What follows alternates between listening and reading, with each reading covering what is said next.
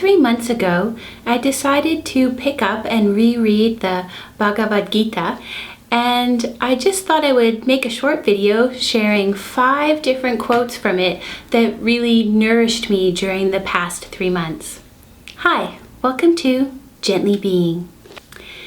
I'd just like to first start by saying that I think it's really important that when you are approaching a sacred text, a wisdom text, that you really want to make sure that you give yourself time to read the entirety of the text. And even though this video is sharing 5 quotes from the Bhagavad Gita that I found very nourishing at this time, these 5 quotes were taken when rereading the text again, and ones that really spoke to me at this moment.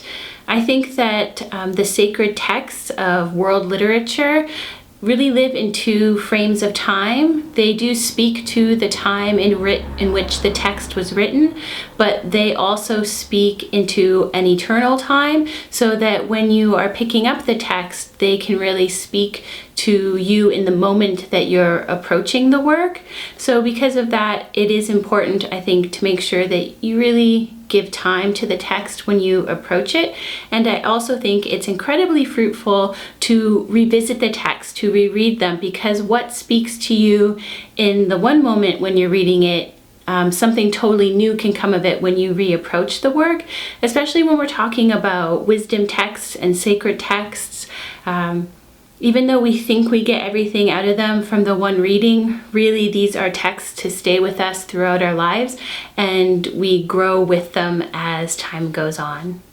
When revisiting the text, I read a translation that was by Egnath Easwaran, and I really recommend this translation of the text.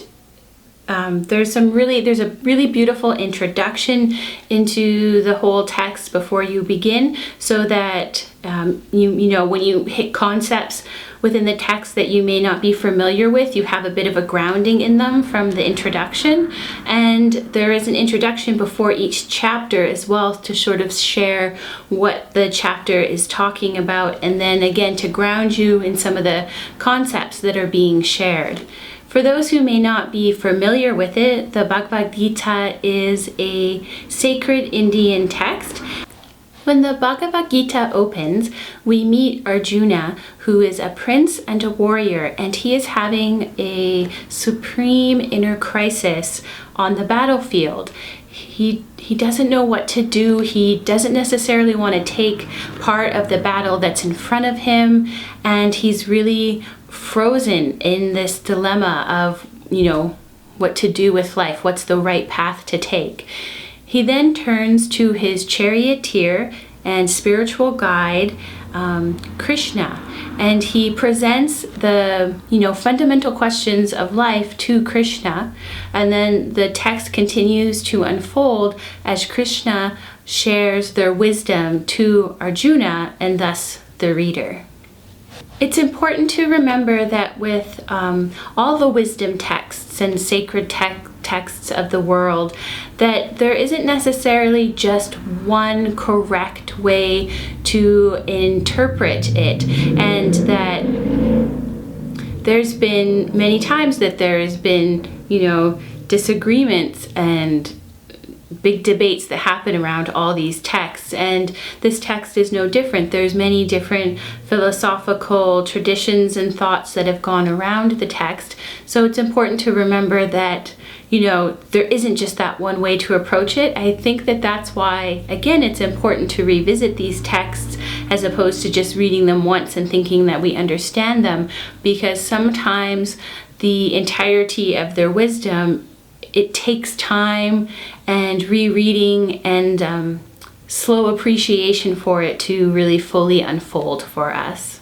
The first quote I am sharing is, "It is better to strive in one's own dharma than to succeed in the dharma of another. Nothing is ever lost in following one's own dharma, but competition in another's dharma breeds fear and insecurity."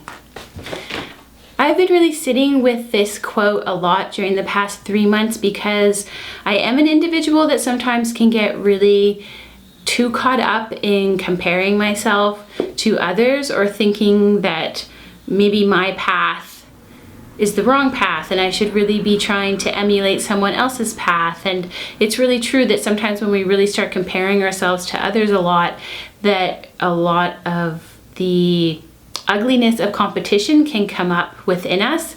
And I see that a lot in myself. I've known it since I was young that I can turn into a really competitive person, and there's a lot of negative emotions that can come up with that, and a lot of negative actions as well. So I really have been trying to notice when that still is popping up in my life, and has been popping up in recent time. I think that sometimes social media can really egg this on for some of us because of the way that, even though on an intellectual level we realize that what we are seeing is very curated, especially on things like Instagram and such, our mind sometimes can get wrapped up into feeling a little envious of things that we see, or competitive. And sometimes when competition comes in, then fear steps in, because we start to get this idea that,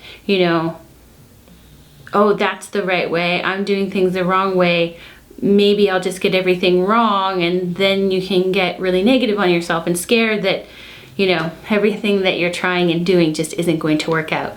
So again, I have found this quote to be very powerful for myself during the past 3 months. I am ever present to those who have realized me in every creature. Seeing all life as my manifestation, they are never separated from me.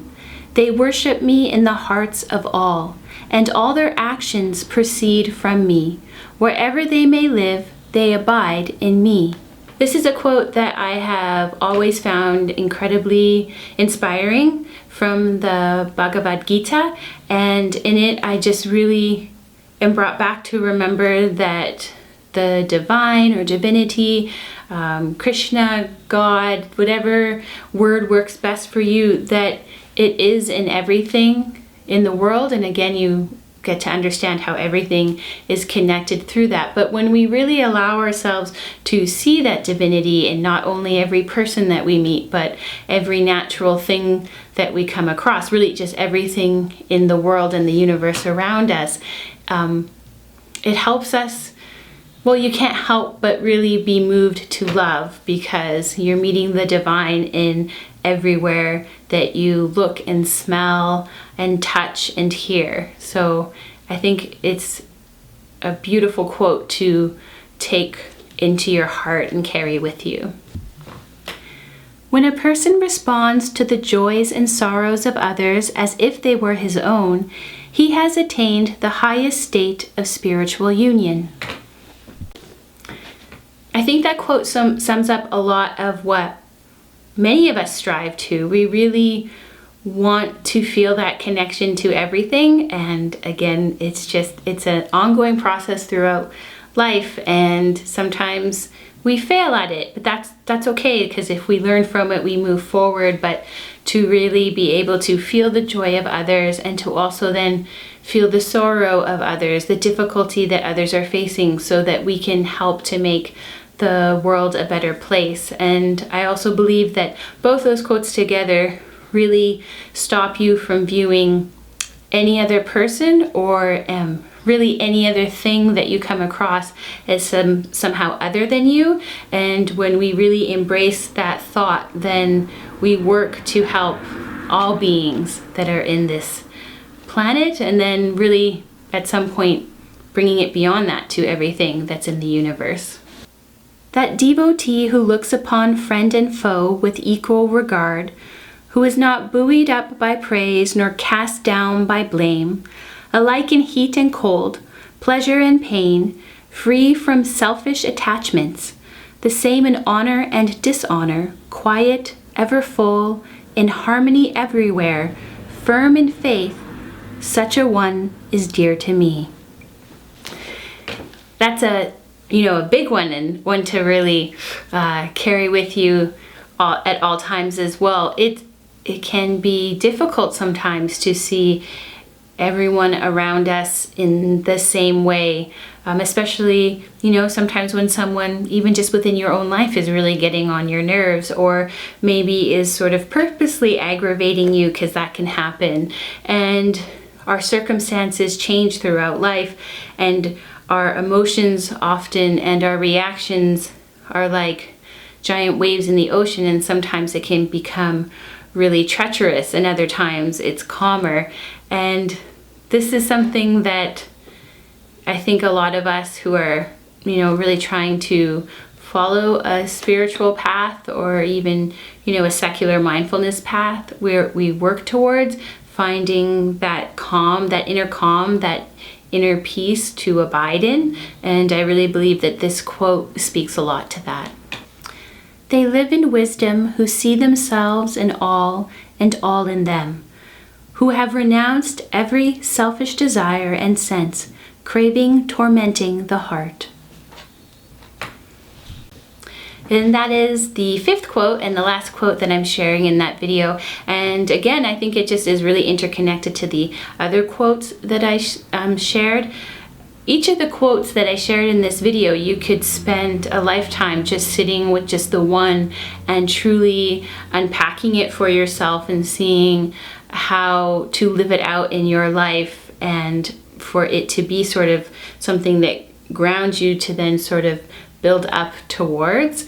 Again, I'm not saying in any way that these are, 5 essential quotes or 5 of the best quotes. They were the 5 quotes that really spoke to me during this particular time that I reread and revisited the text. And I encourage anyone who hasn't read it to maybe, pick up a copy or visit your library, or see if they have it available for e-download if you're not able to go to your local library at this time. And if you have read it, to revisit it and see how it's speaking to you now. Thanks so much for watching this video. If you liked it, please consider giving us a thumbs up and clicking the subscribe button below. It's always much appreciated. And if you subscribe, please hit the bell notification, because then you'll know every time that there's a new video. Thanks again for spending time with Gently Being.